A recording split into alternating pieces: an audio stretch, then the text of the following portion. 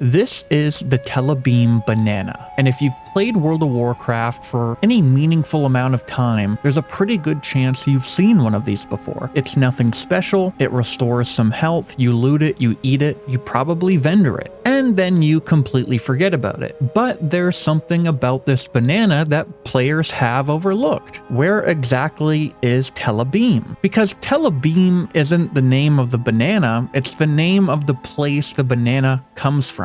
An island somewhere off the coast of Kalimdor. And despite these bananas existing in World of Warcraft for more than 20 years, we've never actually been able to go there, at least not in Blizzard's version of Vanilla WoW. And Tel'Abim isn't alone, because scattered throughout Vanilla World of Warcraft are breadcrumbs pointing towards places, stories, and ideas that Blizzard either never finished, never opened, or simply left behind. But there's another part of this story that I think makes these places even more interesting, because the Azeroth we got back in 2004 wasn't necessarily everything Blizzard originally imagined. And more than 20 years later, Classic Plus might finally give Blizzard an opportunity to finish some of what they left behind. So let's start with Tel'Abim, which is one of those names that's been hiding in plain sight for basically the entire history of World of Warcraft. You don't need to dig through some obscure data mine to find it, you don't need to dig through an old client, you don't even need to leave the game, because the evidence is literally sitting inside our inventory. Tel'Abim bananas. And that immediately raises an interesting question. If these bananas come from Tel'Abim, then where is Tel'Abim? The answer takes us outside the playable boundaries of Vanilla Azeroth, which is an island that has appeared in Warcraft's world building and maps, located somewhere in the seas around Kalimdor, and Vanilla WoW didn't completely forget about it. The bananas are the obvious connection, but there are other references throughout Warcraft that establish Tel'Abim as an actual location within the world. And that's what makes this so interesting, because when you play Vanilla WoW, Azeroth has an incredible ability to make you feel like the world extends beyond what you can actually see. You stand at the edge of an ocean and there are supposed to be things out there. You walk up to the Greymane Wall, there's an entire kingdom behind it. You explore the mountains of Winterspring and Mount Hyjal is right there, but you can't go there, at least you're not supposed to. Tel'Abim might be one of the smallest examples of this. There's no giant wall, there's no massive inaccessible mountain looming over you, there's just a banana, a tiny item that tells us somewhere beyond the world we're allowed to explore, there's supposed to be an island. And this is where we have to go back to the development of Vanilla World of Warcraft, because Tel'Abim wasn't the only piece of Azeroth that never became part of the playable world. When we look back at Vanilla WoW today, it's easy to see it as the completed masterpiece. Eastern Kingdoms, Kalimdor, dozens of zones, thousands of quests, dungeons, raids, cities, entire ecosystems. For 2004, the scale of World of Warcraft was pretty insane, but Vanilla Azeroth wasn't necessarily a finished version of every idea Blizzard had, and you can still see the scars of that development today. One of the most famous examples is Mount Hyjal. Hyjal wasn't some location Blizzard invented years later, it was already one of the most important locations in Warcraft. This is where the Battle of Mount Hyjal took place in the Warcraft RTS series. It's where Archimonde attempted to destroy the World Tree. It's one of the most important locations in the entire history of Azeroth, and technically, Hyjal is in Vanilla WoW. Players figured out ways of reaching unfinished portions of it, but Blizzard never turned it into a proper playable vanilla zone. Original WoW developer John Statz has talked about Hyjal and explained that Blizzard had considered the zone, but ultimately left it out of the game, and Hyjal was pushed aside for the future. And then there's Gilneas. If you're leveling through Silverpine Forest, you can literally walk up to the Greymane Wall, you know something is there, you know there's an entire kingdom behind it, but those gates aren't opening. Gilneas wouldn't become explorable until years later in Cataclysm, and then we have Tel'Abim, an island whose most recognizable footprint in Vanilla WoW might literally be a piece of fruit. These places weren't necessarily generally abandoned for one single reason. Development priorities change, content gets cut, ideas get pushed to expansions. Sometimes a zone simply isn't needed anymore. But there was also another problem developing behind the scenes, and this one had nothing to do with lore. It was the technical aspect itself. This is something I think gets overlooked when we talk about Vanilla WoW today. When WoW was originally being built in the early 2000s, Blizzard wasn't creating Azeroth using the technology we have today. They were trying to build a massive, seamless online world for hundreds of thousands and eventually millions of players using the hardware, networking infrastructure, and server technology that was available 2 decades ago. And eventually Blizzard started running into limits. John Statz, again, has talked about the development of Vanilla WoW and the technical challenges Blizzard faced while building the game. But there's another developer whose perspective here is important that John Statz himself referenced, Joe Rumsey. Rumsey wasn't a quest designer, he wasn't writing lore, he was responsible for making this entire world actually work. And when it comes to his job at Blizzard, the original server architecture was fascinating. As you traveled across Azeroth, the game could seamlessly transition you between continents without you ever realizing it. The technology was a huge part of what made World of Warcraft possible, but it wasn't unlimited, and as more and more information was added to Azeroth, Blizzard was dealing with an increasing amount of data that those systems had to manage, and according to the developers who actually built this technology, there was effectively a point where Blizzard couldn't keep piling more and more content onto the existing continents. Azeroth was becoming data capped, according to Joe Rumsey,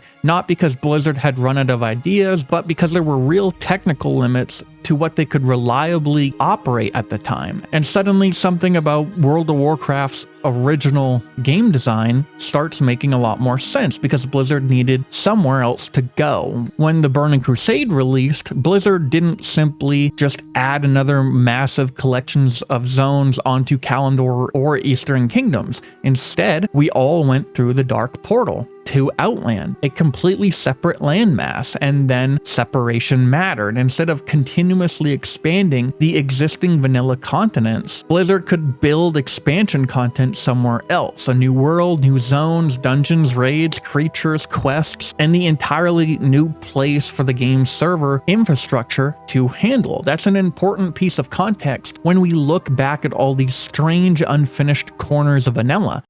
And like I said before, Blizzard wasn't working with unlimited resources. They weren't working with unlimited development time, and technologically, they couldn't just keep expanding Vanilla Azeroth forever. So Vanilla became something fascinating, a snapshot, a version of Azeroth frozen at a particular moment in Blizzard's development. And when you look closely enough, you can still see where the development stopped. Behind the Grey Main Wall, inside Mount Hyjal, across inaccessible stretches of ocean, and maybe on an island filled with bananas. And this is where things get really interesting, because Blizzard may have never given us a vanilla version of Tel'Abim, but someone else did, Turtle WoW. Now, obviously, Turtle WoW's Tel'Abim isn't Blizzard's official interpretation of the island, but what I find interesting is the philosophy behind it. Turtle WoW looked at this tiny breadcrumb that had existed inside vanilla for years and asked, what if we actually went there? And they created their own interpretation of that. Suddenly, those bananas have a home. The little reference becomes a location. That location has quests, characters, enemies, stories, exploration, an actual part of the world. And regardless of what you think about private servers, that's a really interesting demonstration of what can happen when you start pulling on the loose threads vanilla left behind. You don't necessarily have to invent another continent. You don't have to destroy Azeroth and start over. You don't have to completely redesign the game. Sometimes you just have to look at what's already there, because Vanilla WoW is filled with these breadcrumbs. And that's exactly why I think Tel'Abim and other places could be perfect for Classic Plus. We've spent years debating what Classic Plus should actually be. Should Blizzard add new raids, new dungeons, new zones, new classes, new abilities? Should they completely change Vanilla, or should they barely touch it at all? And personally, the more I look back at the history of Vanilla WoW, the more I think One of the answers has been sitting in front of us the entire time. Finish Azeroth. Don't replace it. Don't erase what made vanilla special. Explore the things vanilla already told us were there. Open the Greymane Wall. Give us a vanilla interpretation of Gilneas. Take us to Mount Hyjal. Finish old quest lines. Explore abandoned ideas. Sail beyond the coastlines we've been staring at for more than 20 years, especially with all the pirate storylines and pirate architecture, and maybe, just maybe, take us to Tel'Abim, because Blizzard isn't developing World of Warcraft in 2004 anymore. The technical environment that helped define the boundaries of vanilla Azeroth isn't the same environment Blizzard operates in today. We've already seen World of Warcraft evolve through more than 2 decades of server technology, hardware improvements, and engineering changes. Even Blizzard's work on WoW Classic required them to solve problems the original infrastructure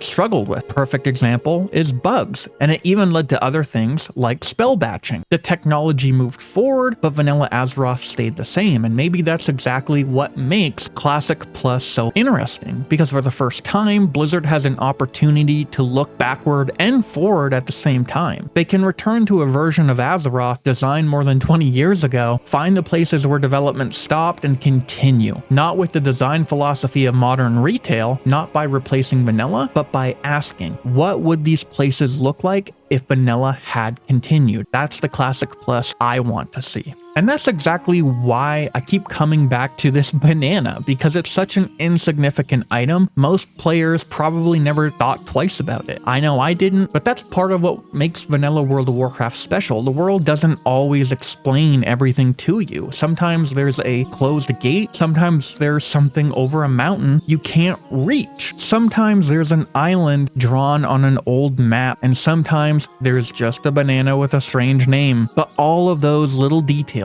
make Azeroth feel like something exists beyond the boundaries of the game, and more than 20 years later, those boundaries don't necessarily have to stay closed. Maybe Classic Plus doesn't need to invent an entirely new version of World of Warcraft like some have referenced as WoW 2.0. Maybe Blizzard just needs to look at the world they already created and finally explore the pieces they left behind. Because Tel'Abim, Hyjal, Gilneas, even others have technically been with us the entire time. Every time one of those bananas dropped, the game was quietly reminding us that somewhere beyond the horizon, there was supposed to be more. And maybe it's finally time we went there. With all of that said, what do you think of these unfinished zones returning in Classic Plus? Do you want to see Mount Hyjal, Gilneas, and even Tel'Abim? Or do you want to see more zones added to vanilla World of Warcraft? Let me know down in the comments. Also be sure to like and subscribe for more World of Warcraft content. Thank you so much for watching, and I'll see you in the next one.